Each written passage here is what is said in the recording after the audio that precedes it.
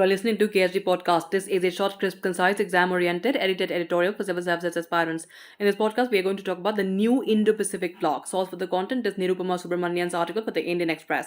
The Indo-Pacific Economic Framework, launched by United States President Joe Biden in May 2022 and being joined by 12 other countries, including India, is Washington's answer to the Trans-Pacific Partnership and its successor agreement, the Comprehensive and Progressive Agreement for TTP, as well as the Regional Comprehensive Economic Partnership or the RCEP.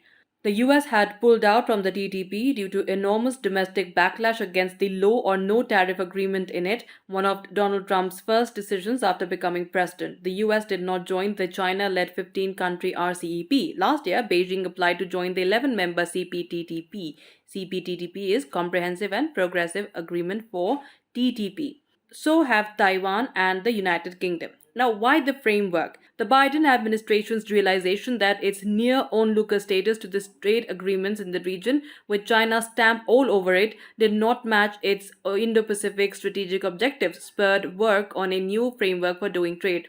The aim was to reclaim economic leadership in East Asia and the ASEAN region without giving away concessions that would anger domestic lobbies. Now, talking about joining the IPEF, India has announced it will join the bloc despite its concerns over certain aspects of the IPEF. The other 11 countries are Australia, Brunei, Indonesia, Japan, the Republic of Korea, that is South Korea, Malaysia, New Zealand, the Philippines, Singapore, Thailand, and Vietnam, which together account for 40% of the world's GDP. Taiwan is not part of it. Now, the four pillars are trade, that will include digital economy and emerging technology, labor commitments, the environment, trade facilitation, transparency and good regulatory practices, and corporate accountability, standards on cross-border data flows and data localizations. Number 2 is supply chain resiliency, to develop a first-of-its-kind supply chain agreement that would anticipate and prevent disruptions. Number 3, clean energy and decarbonization, that will include agreements on high-ambition commitments such as renewable energy targets, carbon removal purchasing commitments, energy efficiency standards, and new measures to combat methane emissions. And finally, tax and anti-corruption, with commitments to enact and enforce effective tax, anti-money laundering, anti-bribery schemes in line with American values. Now, talking about India and the IPEF, India's main concern is on the issue of data localization, on which it has locked horns with the US over the last 2 or 3 years.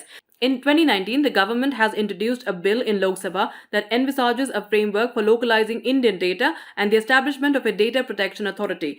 Just last month, the US said in its National Trade Estimates report on foreign trade barriers that India's proposed data localization requirements, under which firms need to store data within India, will serve as significant barriers to digital trade between the two countries and will act as market access barriers, especially for smaller firms. The Ministry of External Affairs statement on IPEF said India is committed to a free, open and inclusive Indo-Pacific region and believes that deepening economic engagement among partners is crucial for continued growth, peace and prosperity. India is keen to collaborate with partner countries under the IPEF and work towards advancing regional economic connectivity, integration and boosting trade and investment within the region. It also made the point that the discussion will now begin on strengthening economic cooperation and achieving shared goals. That's it for this podcast. Thank you so much for listening. To join KSG India courses and to crack the IELTS exam, visit ksgindia.com. You can also get a PDF of this podcast on ksgindia.com. Thanks for listening.